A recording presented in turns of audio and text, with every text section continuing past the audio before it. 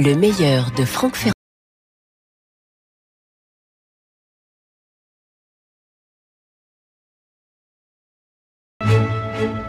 Ah oui, ce jour-là, je me promène dans ce joli quartier de Paris, dans ce marais. Nous sommes à peu près à l'angle de la rue de Turenne et de la rue de Villehardouin, un petit peu au nord de l'actuelle place des Vosges, si vous voulez. Et là, je suis intrigué par ce bâtiment à la façade ocre, coquille d'œuf pour être tout à fait exact. Et par curiosité, je me dis que ce serait peut-être pas mal d'entrer, de pousser la double porte.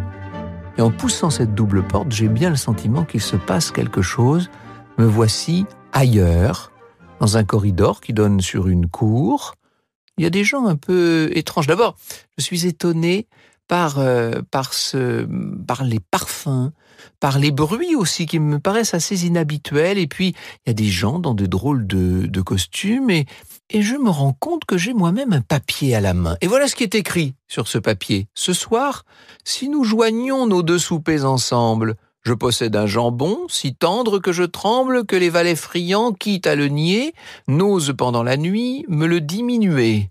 Et c'est signé Paul Scarron. Scarron, que je connais bien, évidemment, auteur burlesque du XVIIe siècle, dont l'invitation est suffisamment précise, suffisamment joyeuse pour que je la prenne au pied de la lettre. Après tout, j'avance.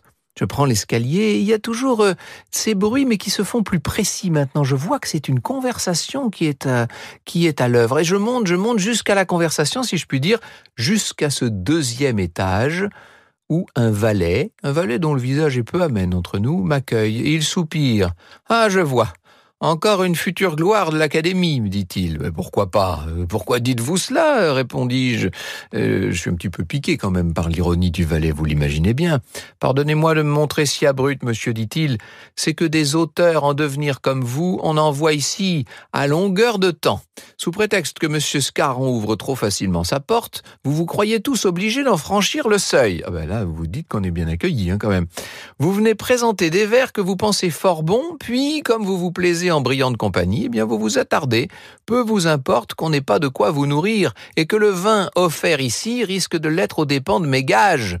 Eh oui, vous savez comment on vous appelle, me lâche le valet. On vous appelle ici les fâcheux. Ah ben dites-moi, ça ne donne pas très envie.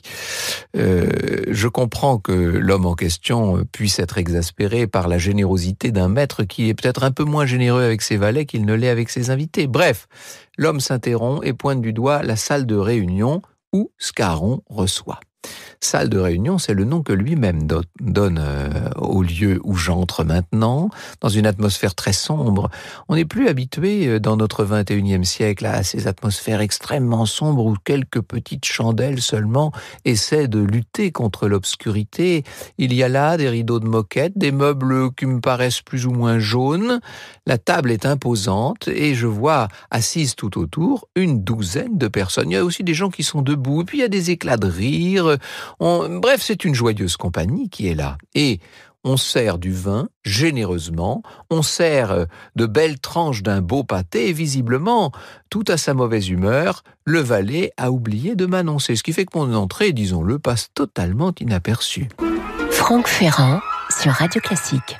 Alors, il faut que je vous décrive un peu cette belle compagnie. Il y a là des femmes élégantes, même piquantes, des hommes qui paraissent appartenir à l'aristocratie, mais qui sont là visiblement plus pour s'encanailler qu'autre chose. Des littérateurs aussi, dont certains doivent être ces fameux précieux dont on dit qu'ils étaient nombreux dans l'entourage de Scarron. Il y a même des ecclésiastiques dont les mœurs doivent être libres s'ils se sont aventurés jusqu'ici. Et tous sont dans cette conversation animée.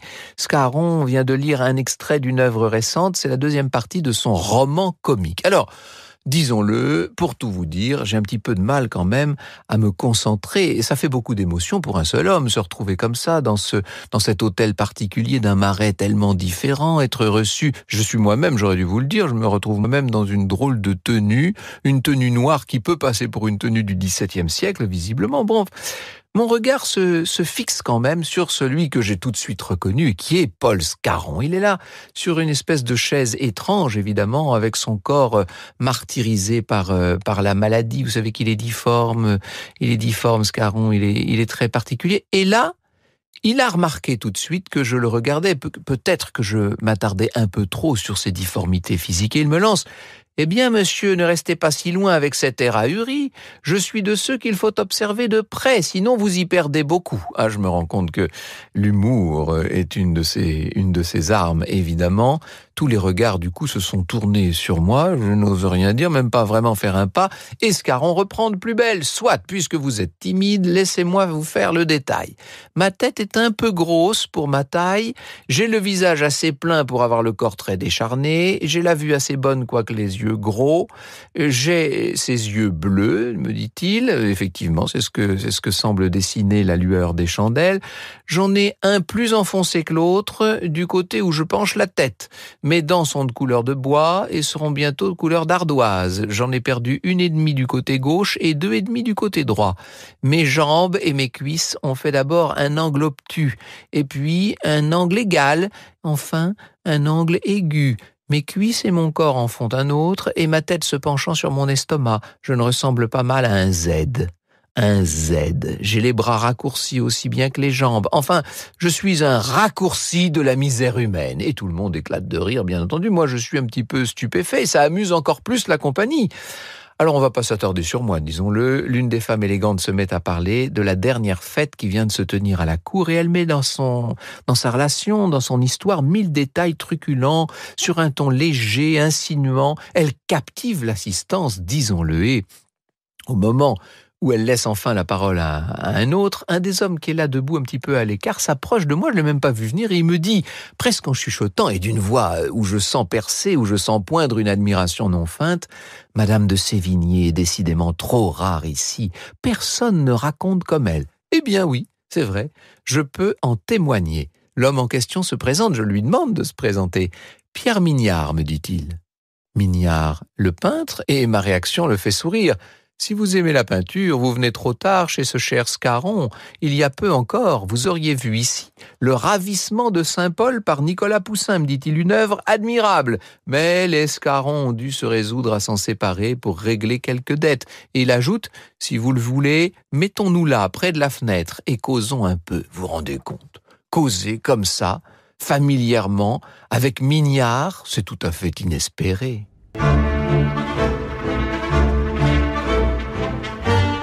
Le meilleur de Franck Ferrand raconte sur Radio Classique. Visiblement, Monsieur Mignard a eu l'intention de me rassurer. « Ne vous chagrinez point de la façon dont Scarron vous a accueilli, me dit-il. Son apparence étonne toujours quand on le rencontre, et il a pris le parti de s'en amuser. Et il a l'air sympathique, ce peintre, que le vin a l'air de pousser à quelques confidences. Vous savez, ajoute Monsieur Mignard, Scarron n'a pas toujours été ainsi. Pendant sa jeunesse, il plaisait beaucoup. Croyez-moi ou non, mais il a été au mieux avec la magnifique Marion Delorme. Ce genre de succès a poussé son père à intervenir. Il lui a trouvé au plus vite une place de secrétaire chez l'évêque du Mans. C'est à ce moment-là que sa maladie s'est déclarée, demandai-je. D'après ce que l'on m'en a dit, ça a commencé il y a à peu près 20 ans. Le bon évêque qu'il servait est mort, et pour se divertir de son chagrin, Scarron, qui à l'époque n'avait pas 30 ans, a voulu participer au carnaval à sa façon. Pour distraire le monde, il s'est grimé en poulet. Oui, monsieur, en poulet. Il s'est badigeonné le corps de je ne sais quelle résine, et il s'est collé des plumes partout. Et puis il s'est présenté en caquetant au beau milieu de la fête. Ça a fait son petit effet. Reste que tout le monde, par jeu, s'est mis à lui retirer les plumes, une à une. Sa pudeur lui a alors inspiré une retraite stratégique. Notre ami, pour échapper au fêtard, a même dû trouver refuge dans une rivière.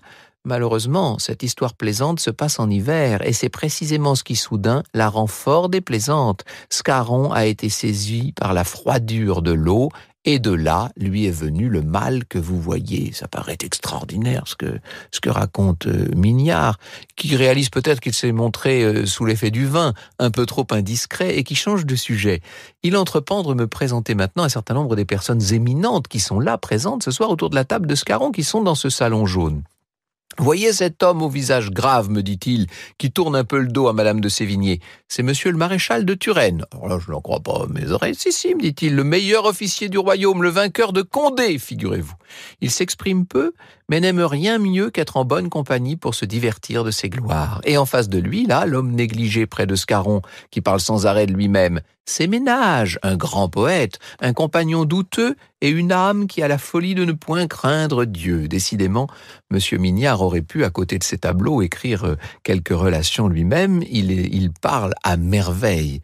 Il s'adresse à Miossens, maréchal d'Albret, qui, vous pouvez en juger, ne l'écoute guère. Le beau maréchal est trop occupé à observer la douce Madame Scarron. Et là, en effet, je réalise que la femme du pauvre infirme, qui devise maintenant en riant, un peu à l'écart avec Madame Scarron, que la femme n'est autre que Madame de Maintenon. Mais elle est toute jeune encore pour l'instant, Madame Scarron. Elle est appelée un jour à devenir, vous imaginez cela, la femme de Louis XIV. Et tout de suite, j'essaie de la dévisager.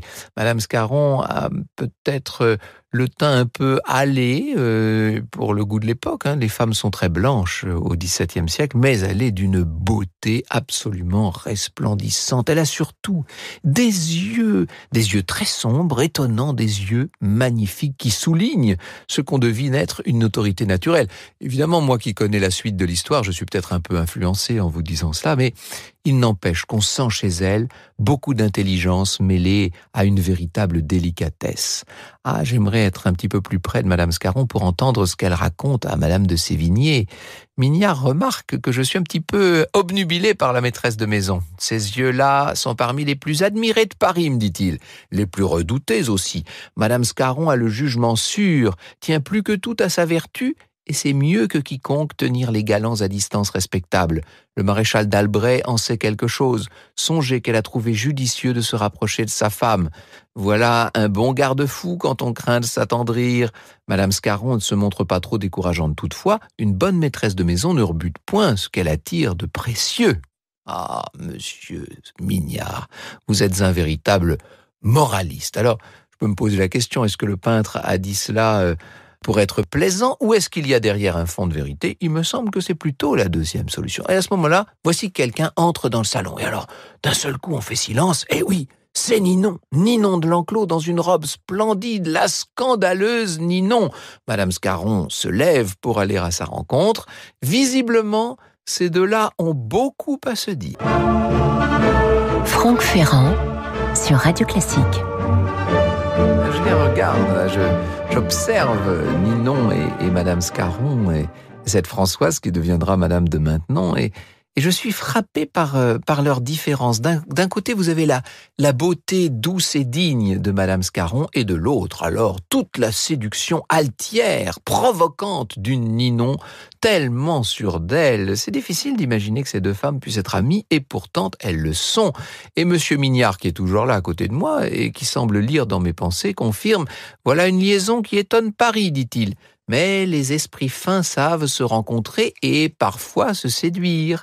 À vrai dire, les femmes mariées prient pour que Madame Scarron convertisse Ninon, quand bien des hommes se damneraient pour que l'inverse se produise. Beaucoup d'humour, décidément, ce Mignard. Alors Ninon s'est assise et aussitôt, faut imaginer les bourdons là autour de l'abeille. Scarron s'en amuse lui-même. Il joue d'ailleurs les amants empressés, ça fait rire tout le monde. Et on rit beaucoup, décidément, dans ce salon.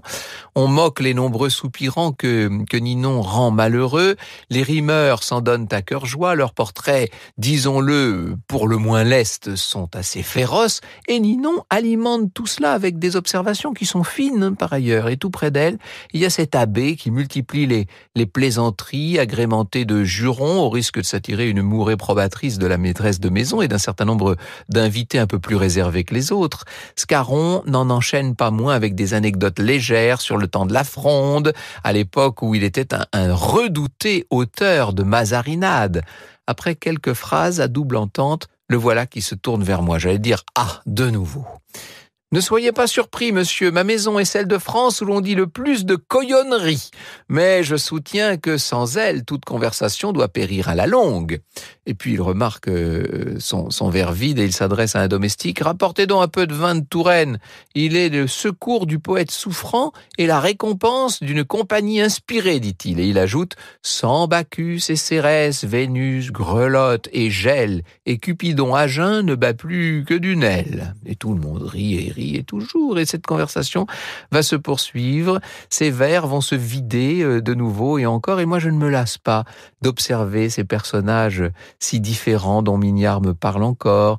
Ici, on peut dire que bat, que vit, que résonne l'esprit du XVIIe siècle, pas encore polissé, on n'est pas encore dans le XVIIe de Versailles, bien entendu. C'est un esprit brillant, primesautier, un peu vert parfois, souvent délesté des excès de préciosité que l'on pourrait trouver dans un certain nombre des salons voisins de celui de Scarron. Scarron très malade d'ailleurs, qui se fatigue et l'heure est déjà avancée. Le poète visiblement ne souhaite plus que le calme. Il a peut-être l'intention d'écrire et la compagnie, naturellement, le comprend. On se met à jouer aux cartes tandis qu'une écritoire est mise en place sur la chaise du poète. Je me dis peut-être qu'il est temps pour moi de m'éclipser, de quitter ce rêve éveillé. Je m'approche de Scarron, je le salue, mes yeux se perdent sur son écritoire et je lis des vers qu'il était en train d'écrire et c'est un hommage à sa femme, figurez-vous. Il y évoque celle par qui le ciel soulage son malheur, digne d'un autre époux comme d'un sort meilleur. Ah, il est loin d'imaginer Scarron à quel point son sort ne tardera plus à être exaucé. C'est avec cette pensée en tête que je salue Madame Scarron alors qu'elle s'apprête elle aussi à se retirer pour aller passer la fin de la soirée dans ses appartements juste à l'étage au-dessous. Puis Mignard, que je remercie très chaleureusement en lui serrant la main des deux miennes et en le remerciant de m'avoir si joliment servi de guide et avec tant d'esprit. Enfin, je quitte cette petite société, je quitte cet hôtel de l'impécuniosité comme on l'a appelé, je descends l'escalier, je traverse la petite cour. Il est difficile au bout du corridor de rouvrir la porte sur la circulation du XXIe siècle.